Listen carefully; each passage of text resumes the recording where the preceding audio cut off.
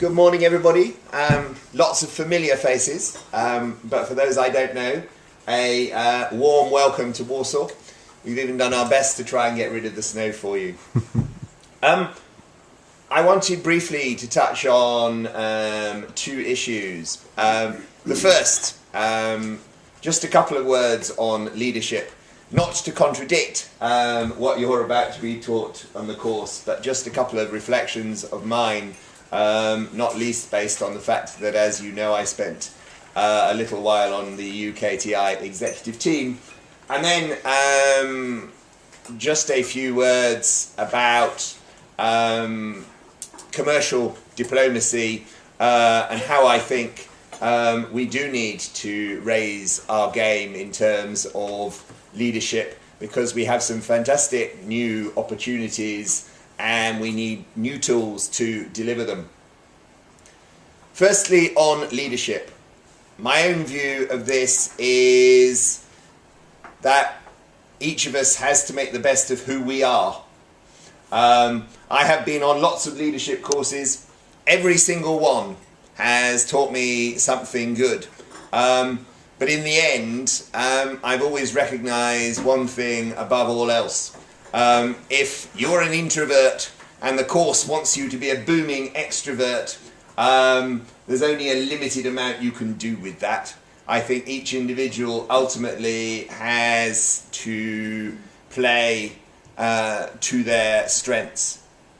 My second point about leadership is I've always been very clear that the most important single thing is to set out for any team a clear vision. And frankly speaking, in my experience, when I went to run UK visas, my vision was deeply unpopular because it involved telling most people in the business that everything they'd done was about to change quite significantly.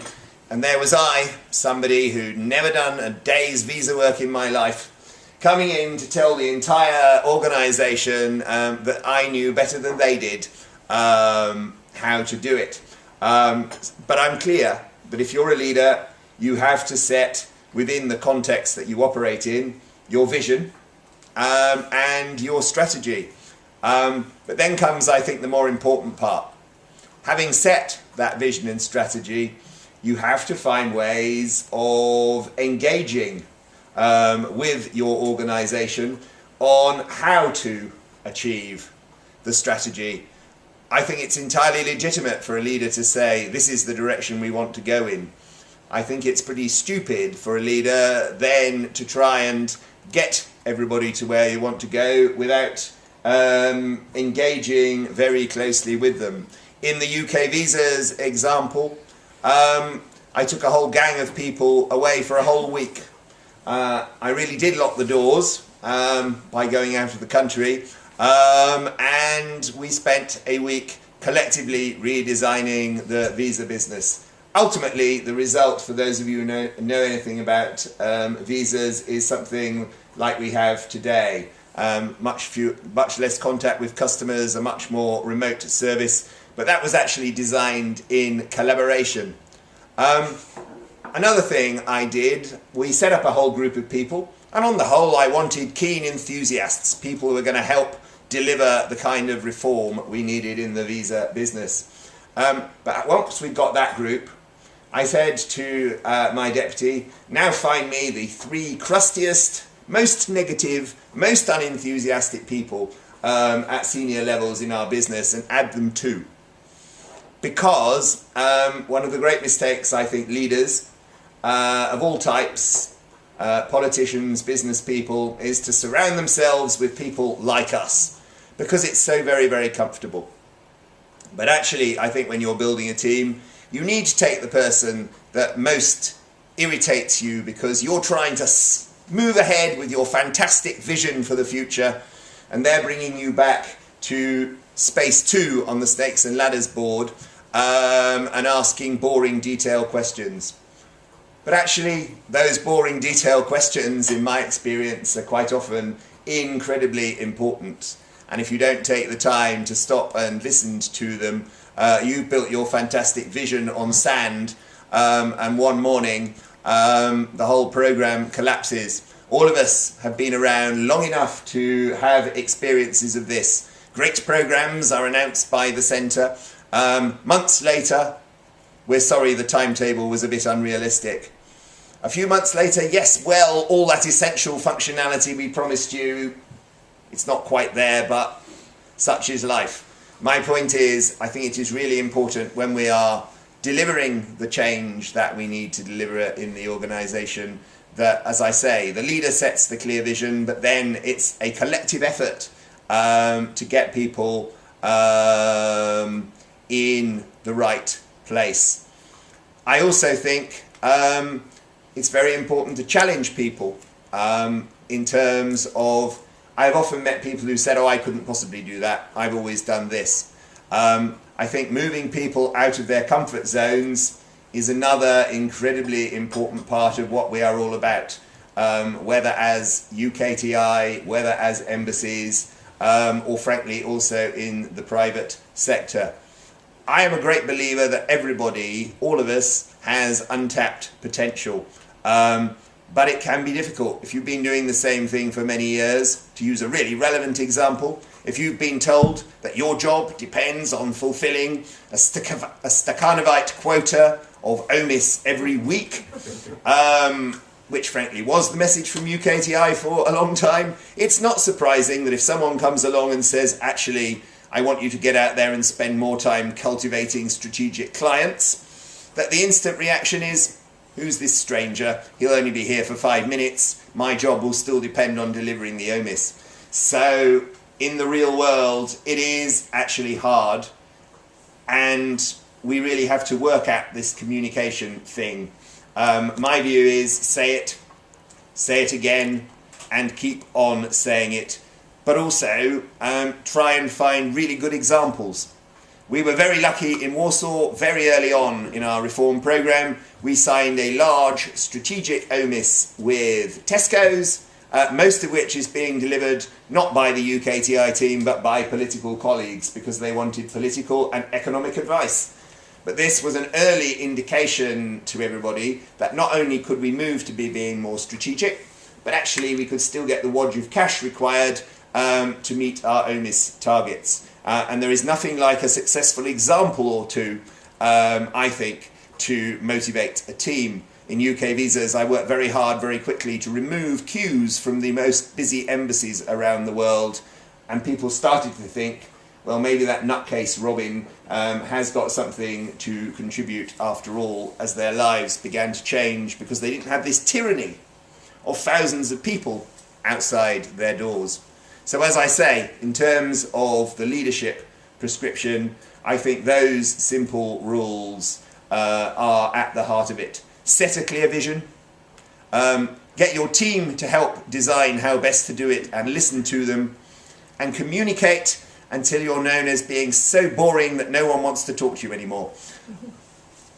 Second point from me, if I may, is around the title of this course, Leading Teams to Deliver Business Excellence. What does business excellence look like? For me, business excellence ultimately looks like, in all of our markets, more British companies coming to export, more British companies competing for and winning HVOs, or part of HVOs, and more high potential SMEs coming into our market. Not the situation that existed a few years ago where frankly we weren't terribly interested in what people did. We were much more interested in having another one that helped to make up the numbers. For me, the end goal is ultimately to get more companies investing in and exporting to all of our markets.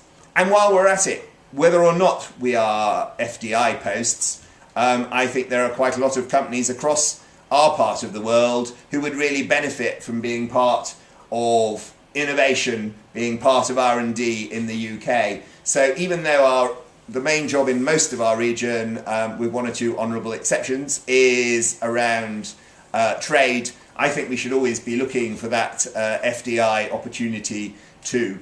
So the core, for me therefore, the core is not all the little sub-targets. The core is, let's remember that what we're really here to do is help British companies export. I believe that if we have the right approach, which essentially in my view is first of all to bring in every embassy, political colleagues, communications colleagues and UKTI colleagues into a close relationship, we have the right starting point. Because quite often companies will say, yeah, I've thought about Poland, but the business environment's horrible, or there's this piece of legislation that we really don't like, or, genuine example, our public procurement laws in Poland are really only focused on price, and I don't want to be in a market where quality doesn't count. So the first thing I think we need in order to deliver business excellence is actually a whole of embassy approach. Here in Warsaw, we have a jointly headed commercial diplomacy team. Our political colleagues are working hard to address issues around the business environment, and next week I've got Michael Fallon coming here and he will be looking at some of those very concrete issues. So we're trying to take care of the politics. We're also very focused on free trade, and actually free trade is critical to each and every one of us in the UKTI context, because if there are barriers to business, less opportunities, it's harder for us to do what we need to do. So actually, while you might be thinking, here's this week's OMIS target, what's free trade got to do with me? Actually, in anything other than today's terms, issues like free trade are actually incredibly important and strategic. And if the free trade bit gets right, it makes all our job easier going forward. I know, however, in our part of the world that the conversation is very variable. I can see at least one country here with whom it is very difficult, Vic. But we've got to convince them that they're wrong because we know we're right. Protectionism doesn't work. So there really is a key role for our colleagues from the political side. We need our comms people. I see Andre standing there recording this immortal speech. But actually we need to get out there and communicate our messages. For me, the exciting thing is digital. We've been doing a lot of work here in Warsaw with the help of some great interns to really, for our whole emerging Europe region, have a much stronger and better digital platform. But I think we have to tap every available piece of communication. And that means us communicating here in Poland or in Italy or anywhere else, getting out there, talking to clients, going in, for example, to see the big owners of the big stores who are not British, saying, well, why wouldn't you want to stock more fabulous British cheeses? After all, we have more great British cheeses than the French do, and yet your store is only stuffed with the French ones. So I do believe, from me downwards, there is a real role for all of us in communication in our markets. But just as important is what's going on back in the UK. With great respect, including to a former regional man, the UK network is not capable of doing all the work that's needed to be done in order to attract people to our big region. That's partly got to be our job, but I think we have to get much more strategic in the way that we do this. Returning to the UK on a regular basis to see the same faces over and over again doesn't do it. I mean, when I was going around the regions, I always asked one question. How many of you have been to my region before? And you see this forest of hands, and I would have to be really enthusiastic, but inside my heart was sinking, because actually I don't need to communicate to people who are already doing business in Italy, in Poland, in Estonia. I need to communicate with the guys actually who've got fabulous products. So for me, it's very much about identifying the opportunities in our own market, and we can only do that by getting out there and talking to people, following the internet, following the tweets, and really getting a picture of where the biggest and best opportunities are, and then going out into the UK and matching up the great opportunities that we've found with the fantastic capabilities that are out there in the UK. It's a rather different way of doing things. It's very much us, in my view, in future, going out there and trying to match up the opportunity with the capability. We've been doing a lot on this in Warsaw. I know many of you have been doing it in your posts too. It's not easy. People, as I say, have become accustomed to one way of doing things. But I believe it's the only approach which offers us a chance of really getting to grips with the fundamental challenge that in the 9 countries of emerging Europe, we're a failure. Some of you know I'm a Manchester United supporter. I cannot remember the last time that Manchester United was 6th in anything or below. And the reality is that in our region of the 9 countries of emerging Europe, we're not in the top 6 exports in any single one of them. And that, frankly, given what we all know, is really sad. So from my perspective, the challenge going forward is to turn things round. I know many of you will still be thinking, but those guys in UKTI, not the enthusiastic trainers, but the bean counters, the COO, will be saying, but what about my targets? Well, the answer is, in Warsaw, we have tried to do it this way, and actually, we're meeting, even exceeding all of our targets. Because if you actually attract the right companies with the right enthusiasm to play in the market, they will want to buy our services. We are meeting our famous OMIS target. We're not scared of it, but we don't make it drive our business. The OMIS target is not up there at the top of the pyramid. I believe you should invert the pyramid completely and you put the OMIS at the bottom. And if you have the right strategic platform and you work through the process, in the end the customer will give you service deliveries, will give you OMIS and help meet and even exceed all of the targets. So I am a passionate believer that we can deliver business excellence. I'm a passionate believer that we've got great people across the network, but they do deserve great leadership. And I'll put my hands up when I have my annual appraisal session with my boss. He will always hammer on about a number of features of me and my style, which he says, improve. So I get the message. I'm Director for Emerging Europe, and I understand I have to improve. So please nobody here think that we are immune from the need to improve. I think the day you think you know it all, it's time to take up gardening or whatever else is your great passion. But if, like me, you believe that actually we can do so much more in terms of exports, whether it's emerging Europe or elsewhere in Europe, and that actually we're better than most of the people in the private sector. You always hear the private sector's got all the answers.